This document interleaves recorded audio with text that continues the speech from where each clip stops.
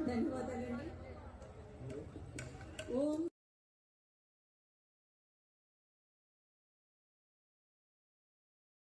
బ్రహ్మోత్సవాల సందర్భంగా నేటి పున్నమి రాత్రి అంగరంగ వైభవంగా సర్వ విఘ్నాలకు విఘ్నమైన వినాయకుణ్ణి ఈ సందర్భంగా ఎటువంటి విఘ్నాలు లేకుండా కార్యక్రమం ఆద్యంతం సర్వ శుభప్రదంగా జరగాలని కోరుతూ మంగళకరమైన సుస్వర ధ్వని మంగళ వాయిద్యంతో ఈనాటి కార్యక్రమాన్ని కుప్పం నుంచి వచ్చిన మూర్తి బృందం వారు శుభకరంగా ప్రతి ఒక్కరికి స్వాగతం పలికారు తమ మంగళ ధ్వనితో.